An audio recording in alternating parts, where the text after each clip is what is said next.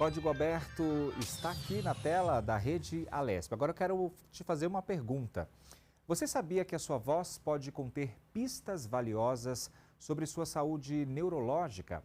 Esta tese investiga como padrões vocais podem ser indicadores do avanço da doença de Parkinson, oferecendo uma abordagem não invasiva e também promissora para auxiliar no diagnóstico e também no monitoramento da progressão da doença. Essa pesquisa analisa alterações na fala, como ritmo, entonação e também a clareza, que podem refletir as mudanças motoras e cognitivas causadas pelo Parkinson. Com o uso de tecnologia e também análise de dados, essa abordagem tem um potencial para transformar o acompanhamento clínico de pacientes. Durante o Código Aberto, nós vamos conversar com o pesquisador Lucas Dallava sobre esse assunto. Lucas, eu quero te agradecer por você estar aqui com a gente, para dividir aí esse seu estudo que é tão importante, acredito que seja importante para muita gente nesse momento, e falar também de tecnologia, como que isso vem avançando nesse trabalho de vocês. Seja bem-vindo, Lucas. Ranieri, obrigado pela oportunidade e, bom, é um prazer estar falando com você sobre um tópico que eu acho que é muito importante e também, claro, envolve tecnologia que está super em alta agora também. Eu queria que você falasse para a gente, então, como é que começou essa pesquisa, a partir de que momento você achou importante ter essa abordagem tão importante para muita gente? Bom, obrigado pela pergunta. A pesquisa começou ainda lá no mestrado, na verdade, quando eu estava investigando doença de Alzheimer e os aspectos do discurso da doença de Alzheimer, que são bem conhecidos, que envolvem memória. E, assim, ali eu já tinha interesse por doenças neuropatológicas. Então, eu já estava fazendo o curso meu de graduação em fonoaudiologia e fazendo meu mestrado junto. Aí, para o doutorado, eu queria investigar alguma outra doença e outros aspectos vocais. E aí eu comecei a fazer investigação sobre doença de Parkinson.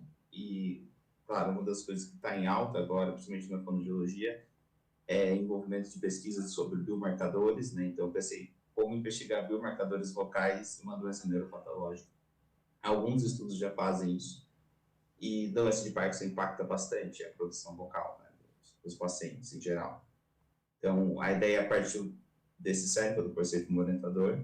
Então, a gente começou a fazer as gravações, a fazer os testes piloto, para saber se tinha alguma coisa promissora. Daí, o principal aspecto que a gente estava interessado era em descobrir, assim, a gente tem vários parâmetros prosódicos, acústicos, que envolvem a entonação da fala, quais deles são mais importantes para a gente pensar em termos de evolução, no acompanhamento da evolução da doença e até também para a gente pensar no quesito de terapia fonoaudiológica, Por isso que veio essa proposta da tese de pegar uma gama muito ampla de parâmetros vocais para a gente também fazer um cálculo, saber qual o tamanho do impacto de cada um deles e ter uma noção ampla também da evolução da doença e considerando a evolução dela em termos de graus, de severidade. É interessante você falar sobre isso, e já linkando aí com essa questão de tecnologia, muita coisa mudou quando a gente fala ali de diagnóstico, A gente tem trabalhado cada vez mais essa questão do diagnóstico multidisciplinar, não apenas ali com uma especialidade, e a importância de se ter vários profissionais justamente para levar talvez ali uma qualidade melhor de vida ali para aquele paciente. E qual que foi talvez ali, ou tem sido, o principal desafio dessa pesquisa, Lucas? Sobre a questão interdisciplinar e multidisciplinar, é exatamente o que você disse, Ranieri. E em quesito, assim, a gente sempre pensa na integração, Porque a gente tem várias vertentes de você abordar a doença de Parkinson em vários profissionais diferentes. A gente vai de enfermagem, a gente vai de cuidados médicos, medicamentosos, acompanhamento de terapia a longo prazo, a gente também fonoaudiologia nesse ponto. Então, quando a gente pensa nesses acompanhamentos multi, também tem-se uma preocupação em como integrar todos eles, e nisso também entra essa abordagem com um viés tecnológico. Você pode, por meio do celular, fazer a gravação e conseguir ter essa análise, e é mais um componente, mais um biomarcador para você ter daquele paciente que vários profissionais estão acompanhando ao mesmo tempo. Então, acho que, nesse sentido, o suporte tecnológico cai muito bem, sabe? Lucas, você falou do comecinho da sua graduação, eu não entendi. Qual que é? Eu sou graduado em Linguística, primeiro, e graduado em Fonoaudiologia. Tenho as duas graduações. Que legal. E agora se especializando nessa questão de voz, né, que é tão importante e tão atual e dá para mudar, até porque a gente está falando de um instrumento ali de comunicação que é a nossa voz, que é tão importante para muitas pessoas, né? Como que você enxerga tudo isso quando a gente linka com a tecnologia, né? Como é que você vê a tecnologia chegando cada vez mais, por exemplo, na fonoaudiologia? Ah, assim, quando a gente vai para a fonoaudiologia, essa tecnologia são coisas que vão sendo integradas, assim, inevitavelmente. E com os avanços que a gente tem também de não só de gravadores e tal, mas também no quesito de celular, de equipamentos portáteis que todo mundo pode ter hoje em dia. Então, isso ajuda muito, até pensando em termos de custos também, né? Tem caído bastante o custo dos equipamentos, os custos para cada um ter seu próprio celular, então todo mundo consegue ter o seu próprio gravador hoje em dia praticamente. E em termos fonoaudiológicos, né, de acompanhamento, eu acho que agrega até assim bastante, impacta bastante em termos de planejamento que a pessoa quer fazer em terapia e tal. E claro, acho que a tecnologia veio no sentido de agregar significativamente.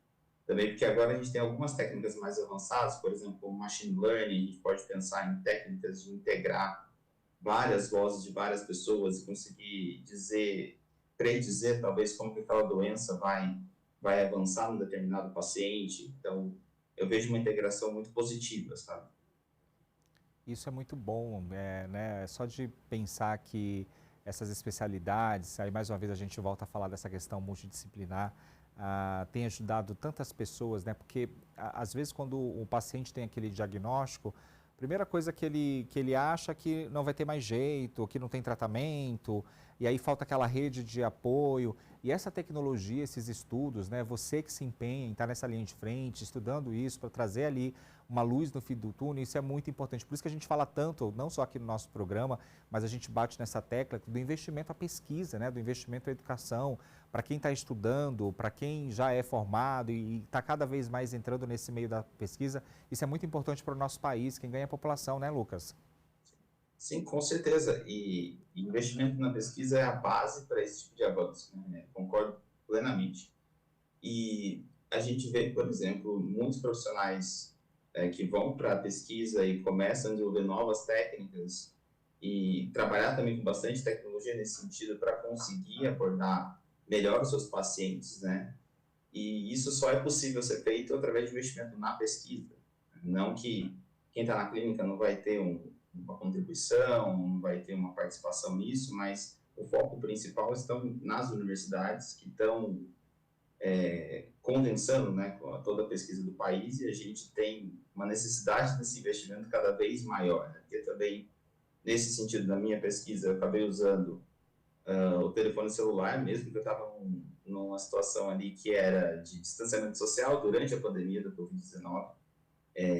Então, assim, o celular foi uma alternativa de usar um gravador profissional, tal, assim, calibrado e tal, mas foi possível, a gente conseguiu também fazer uma análise e mostrar as diferenças significativas entre um grupo que não tinha doença de Parkinson e um grupo que tinha doença de pessoas idosas.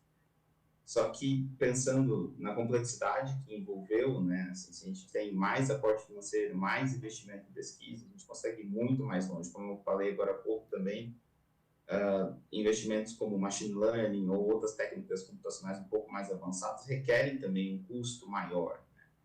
E esse é um ponto principal que eu sempre vou também concordar em quesito de investimento. É necessário esse tipo de investimento para a gente também conseguir avançar mais com as pesquisas, né? Eu sei que não são tão baratos assim.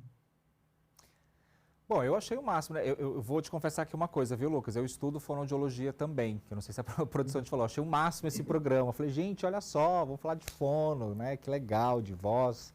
E eu acho que quando a gente linka tudo isso também com outros países, o Brasil tem avançado tanto, né? Temos bons profissionais como você, que é uma pessoa que estuda a voz, está se especializando cada vez mais. Mas eu quero saber de você como é que você chegou na fonoaudiologia. Conta um pouco mais da história do Lucas aí para a gente entender melhor tudo isso. O porquê, né, de se especializar na voz. Adorei saber que você estuda fonoaudiologia. É sempre um prazer estar na frente de outros. outros interessados e pessoas, assim, pró-fonoaudiologia nesse sentido. Bom, da pergunta principal sobre, né, de como que eu cheguei na fonoaudiologia, eu primeiro, assim, fiz minha graduação em linguística. Na Unicamp, os dois cursos são integrados, eles têm disciplinas conjuntas. Então, assim, eu comecei a ter contato com a fonoaudiologia ainda durante minha formação em linguística. E ali me despertou o interesse de saber um pouco mais das aplicações que a gente tem na linguística e que, de fato, assim, pensando num curso que é linguística, é muito mais teórico, né? Você pensa assim, tá, os debates são importantíssimos, aí quando você pensa em aplicação, a gente vai para áreas da letras, a gente vai para a fonoaudiologia, e o meu interesse era pela parte clínica, no caso. Então, foi quando assim que eu terminei a graduação em linguística, eu automaticamente prestei vestibular de novo na Unicamp mesmo, fui para fonoaudiologia e já comecei a fazer meu mestrado no ano seguinte, no meu segundo ano de graduação em fono. E a partir dali, tudo que eu fazia era cada vez mais interdisciplinar, sempre juntando o melhor para mim das duas áreas. A análise que eu faço, por exemplo, no doutorado é uma análise que a gente está acostumado na fonética acústica, né? Em que é um ramo ali da linguística, da fonética e fonologia, só que é uma aplicação muito importante quando a gente para analisar para profissionais que são da voz, né? Fonoaudiólogos que trabalham com a voz. Então, não são coisas que não são integradas, vão ser sempre suplementares, complementares, integradas mesmo. Então, acho que isso foi uma das coisas que na minha formação, agora, pensando, sempre foi integrando tudo e tudo veio muito bem a calhar, né? As duas formações, a pesquisa sendo interdisciplinar, então, fui muito feliz nessas escolhas.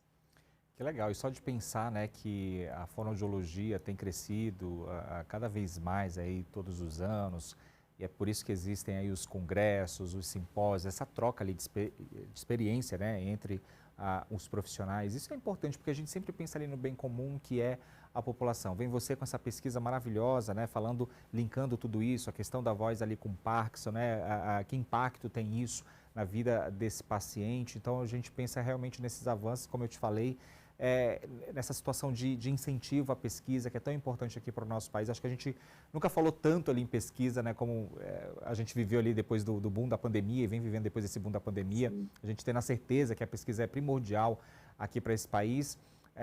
Como é que você enxerga tudo isso quando a gente pensa num cenário também global, ali dos Estados Unidos, da Europa, quando a gente linka todo esse trabalho e tecnologia, né? O Brasil ainda está deixando a desejar com relação a isso?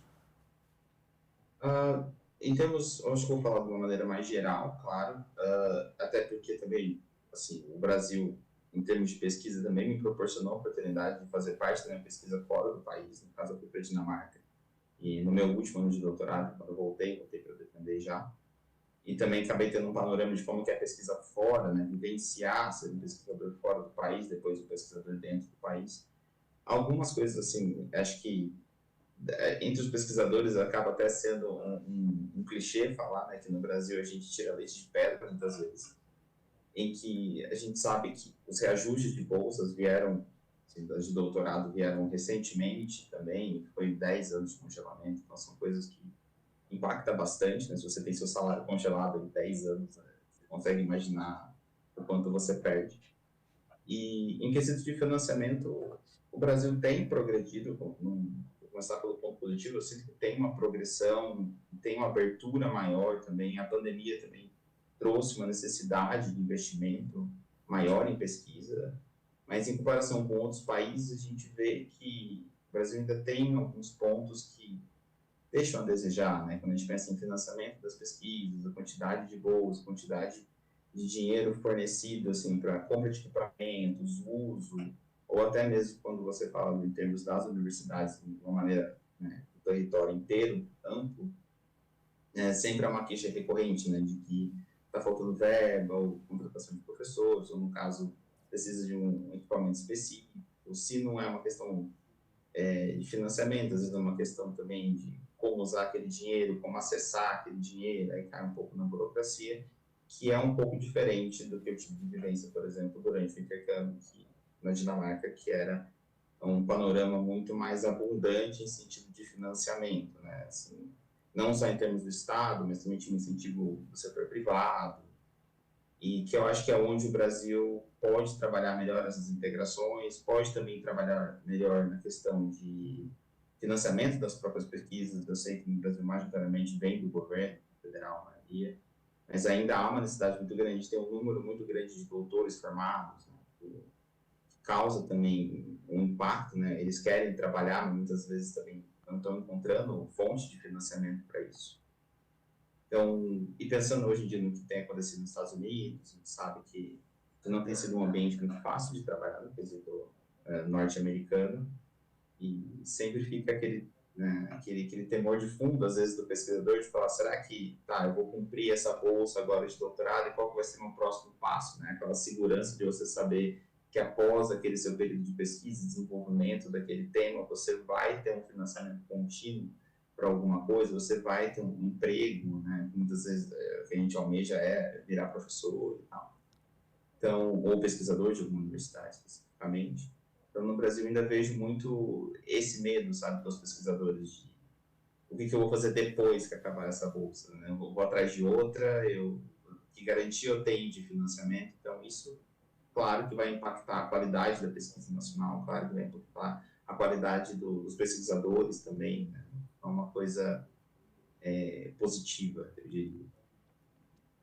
Essa questão da insegurança, né, nesse pós-estudo, trabalho, que infelizmente é uma realidade aqui do nosso país. Agora, Lucas, é muito interessante, né, você está falando ali muito de pesquisa, acho muito bacana isso. Eu sempre escuto dos professores, né, olha, vocês precisam divulgar cada vez mais, que é preciso com que a população participem dessas pesquisas, porque isso ajuda o Brasil, o mundo, e muita gente tem isso, né, fica ali com o pé atrás quando a gente fala que a gente está realizando uma pesquisa, ou não quer participar porque não acha interessante, e que não vai ter principalmente impacto nenhum na sociedade, né? Você teve essa dificuldade ali quando você iniciou a sua pesquisa, ou foi tudo muito tranquilo? Ótima pergunta. É, tem algumas questões que são diferentes que acontecem no Brasil também. A gente tem um cenário de pesquisa que a gente depende que a população se engaje, muitas vezes a gente vai atrás das pessoas. Mas só que a gente muitas vezes não tem um retorno para dar para as pessoas. Em alguns países, né, eu diria aqueles que mais investem em pesquisa, já tem uma verba destinada para o participante. Você convida o participante e ele tem um retorno financeiro por Tem um aquilo, né? cachê Você para paga participar, né? Ele transporte e ganha um tal. cachê, literalmente, para participar dessa Ele ganha um pesquisa. cachê. Exatamente. Então, já é pressuposto no financiamento da pesquisa que a pessoa vai ter que vai receber um dinheiro por aquilo. No Brasil, a gente depende. Sim, você vai no favor, né? Você pede, olha, você poderia, por favor, só ceder a sua voz e A gente já assinar chama esse os termo que você cede a amigos, sua chama a voz. família, Você chama todo chama mundo da pais, rua. amigos. A gente depende de favor. É uma realidade. Assim, quando eu paro para pensar, eu estudo envelhecimento, então eu precisava de pessoas idosas, aí eu vou nos pais dos meus amigos, nos familiares da minha companheira, aí você vai para todo mundo até esgotar. O que eu tive de empecilho, né, que foi bem significativo, foi a pandemia, porque como que eu ia propor de ir até a casa da pessoa ou chamar ela para ir até o Hospital de Clínicas da Unicamp, no CEP, no caso, que é onde tem a clínica de fonoaudiologia, para a pessoa sair da casa dela, ter um risco de exposição, contaminação ao vírus, para ela, sim, é uma pessoa idosa ou que tem Parkinson, e os riscos só aumentam numa fase ali no começo que ainda estava pensando-se sobre a vacina, nem estava ainda com a vacina garantida. Então, isso foi um fator que me impactou bastante, porque eu tinha uma expectativa de falar, não, vou coletar bastante pessoas, vou encontrar um monte de pessoas, vou usar meu gravador, mas não foi o que aconteceu. Então, assim, ainda dentro do escopo das pessoas que podiam participar, tinha um pessoal que não queria sair da casa deles. Alguns permitiram que eu fui até a casa, que eu fosse até a casa deles fazer a gravação. E ok, assim, mas tem uma limitação de espaço, eu precisava de pouco ruído, aí tem que negociar qual cômodo para usar, não pode chegar muito perto do participante. E aí a melhor estratégia acabou sendo a gravação remota, mas com orientações ao paciente, né? E aí entra outros problemas. A pessoa tem que configurar o gravador do celular para que aquilo funcione. E eu tenho uma qualidade de áudio boa para passível de ser analisada. algumas gravações eu não pude usar, e tentava regravar, negociava com o paciente, tem limitações de uso também, está falando de um público de pessoas idosas, então a gente sabe que a relação com dispositivos portáteis também é diferente, a gente pensava no público mais jovem. Então, esses componentes foram fazendo a pesquisa diminuir o número de pessoas e aí também aumentando a minha carga de trabalho, que era a distância, ficar orientando as pessoas de como fazer a gravação. E, bom, no final deu certo, assim, eu vou pegar 32 pessoas, né, com metade sendo com doença de Parkinson, metade sem a doença de Parkinson, um envelhecimento que espera sem a doença, para conseguir fazer, mas, claro, tinha uma expectativa de número maior. Contudo, perante a pandemia, eu acho que foi um número considerável ainda. Sabe? Então, esses limites a gente teve que lidar no meio do caminho. Foi uma pedra. Lucas, talvez muita gente esteja vendo a gente nesse momento e fala assim, menina, estou preocupada agora porque minha voz é uma voz trêmula. Então me falta ali, sei lá, fôlego na hora de falar. Será que eu vou ter Parkinson? É uma preocupação ou não para a pessoa que está vendo a gente nesse momento? Vamos deixar claro aqui. Acho que qualquer questões que a gente está falando que a pessoa sente na voz dela que esteja diferente ou fora do esperado, é um ponto que a pessoa tem que levar em consideração e, claro, procurar um profissional adequado para aquilo, desde um otorrino até um fonoaudiólogo, aquele que, claro, achar que encaixa melhor, né? Mas, claro, não é assim, qualquer tremor que a pessoa sentir, automaticamente ela já está com doença, já tem a doença de Parkinson ou vai desenvolver. Aquilo requer um diagnóstico completo, multidisciplinar, como a gente falou agora há pouco também. Então, qualquer queixa vocal, né, principalmente se ela perdurar, se a gente fala de uma queixa vocal que dura assim 2 semanas para mais, aí é muito importante você fazer o acompanhamento, passar por um atendimento fonoaudiológico, fazer uma investigação mais completa, também tendo a oportunidade de passar por um otorrino, fazer os exames adequados para descartar as possibilidades, até daí escalar para ver se tem algum componente neurológico. Né? Tem muitos outros fatores que podem afetar a voz, não só o componente neurológico, até por abuso vocal também pode acontecer. Então, a minha sugestão sempre é, com a queixa, procure um profissional adequado para aquilo. Se é uma queixa vocal, o fonoaudiólogo, ele é capaz, ele vai te ajudar com isso também. Então, essa seria a minha dica. Não, certíssimo. Também compartilho com você, até porque hoje, infelizmente, a gente tem aí a tecnologia, a internet, aí eu estou falando do lado negativo de tudo isso, porque muita gente, primeira coisa, né, quando sente ali uma diferença, ali em qualquer situação do corpo e organismo, já vai direto para o famoso Google, né? E aí, dali, ela já tem o veredito de tudo, e não é bem assim. Qualquer mudança, seja na voz, no corpo, buscar sempre um especialista para te ajudar. Independentemente, né, Lucas, se você é um profissional da voz de baixa ou alta performance, tá todo mundo sujeito a ter problema na voz. Então a gente tem que ficar de olho, cuidar, né, ter todo esse cuidado mesmo com a voz da gente, já que é um instrumento para muitas pessoas e está ali no nosso dia a dia. A gente já está chegando quase no finalzinho, mas dá tempo de eu te fazer uma última pergunta. Como é que você linka isso, né? Como é que o Lucas, profissional, que é empenhado nessa pesquisa, nesse trabalho que é tão maravilhoso, que vai ajudar e está ajudando já muita gente, como é que você pensa, né, nessa união mesmo ali, da ciência, a tecnologia, inteligência artificial chegando cada vez mais também nas clínicas, né, nos consultórios. Como é que você vê tudo isso, né? Como que você se sente sabendo que você pode ir bem mais além com a tecnologia? Eu vejo perspectivas muito positivas, a gente escuta, na verdade, muitas vezes links mais de tendência negativa, às vezes com preocupações, né, nesse mundo mais tecnológico, às vezes que, por exemplo, a inteligência artificial consegue forjar a voz de alguém ou clonar a voz de alguém para dar golpes e tudo mais. Mas, nesse sentido clínico, ela bem usada, adaptada e com um profissional que tem essa capacidade também de integrar esses conhecimentos, né, de aplicar, por exemplo, os cálculos que uma IA é capaz de fazer, ou a forma que ela pode te auxiliar a organizar o raciocínio clínico, e integrar com componentes tecnológicos, né, como a voz que você pode gravar num aparelho e tal, e fazer os cálculos para você ver se aquela voz se aproxima mais ou menos de uma voz patológica. eu enxergo isso de maneira muito positiva no futuro da fonoaudiologia. E muito positivo também, claro, o profissional da fonoaudiologia que está lá na clínica, não só no sentido de pesquisa, né? Porque é mais um componente de ajuda a tanto a diagnosticar mais rápido, né, precocemente, uma doença neurológica como o Parkinson, que a gente sabe que precisa, tem-se essa demanda de diagnosticar o quanto antes, para você já começar com as intervenções o quanto antes. E as respostas costumam ser mais produtivas, é uma progressão melhor da doença. Mas também do profissional que está lá e ajuda a fazer o acompanhamento e preparar as estratégias terapêuticas dele a longo prazo.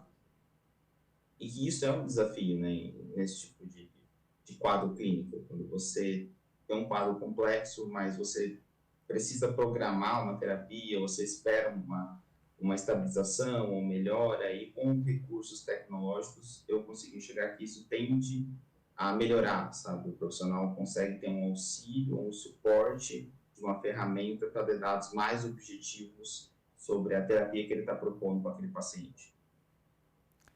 Lucas, eu quero te agradecer, muito obrigado por você dividir com a gente, né, um pouco aí da sua pesquisa, dos seus estudos, né, parabéns para você, a gente como, né, cidadão, a gente agradece muito, espero que você volte aqui mais vezes com a gente para falar sobre esse assunto, né, acho tão importante ter os profissionais da fonoaudiologia, eu sou suspeito para falar, né, mas eu adoro quando vem profissional da Somos, fonoaudiologia aqui justamente para a gente falar cada vez mais sobre essa profissão que é tão legal e que tem ajudado muitas pessoas. Se você tiver algum site, algum contato, arroba, fica à vontade para divulgar. Muito obrigado. Nelly, foi um prazer, eu agradeço muito a oportunidade, porque é sempre bom falar sobre a fonoaudiologia, e principalmente falando da minha pesquisa, né? Nesse sentido, acho que todo pesquisador tem um carinho específico, principalmente pela pesquisa principal, que é a da tese. E claro, assim, eu sei que tem assim, os lugares confiáveis que vocês podem pegar informações, sempre procuro especialistas para isso, principalmente os fonoaudiólogos. Sei que na Unicamp tem a clínica especial para isso, tem o CEP, né, que é o Centro de Reabilitação, que fica na Faculdade de Ciências Médicas, e funciona a portas abertas, a pessoa pode fazer atendimento local lá mesmo, então essa seria uma sugestão para quem precisa de algum tipo de avaliação, né, principalmente no estado de Campinas, nesse caso. E acho que essa seria a minha mensagem final, principalmente. Então tá certo, querido. Muito obrigado e sucesso para você. Bom, Eu que eu agradeço, conversei Daniel. com o Lucas Dallava, né, um pesquisador que falou principalmente sobre esse estudo da voz linkado ali com doença de Parkinson. Muito obrigado pela sua companhia, também pela sua audiência, né? E você também pode nos rever nas multiplataformas. É só seguir a Rede Alesp. Até um próximo encontro. Tchau, tchau.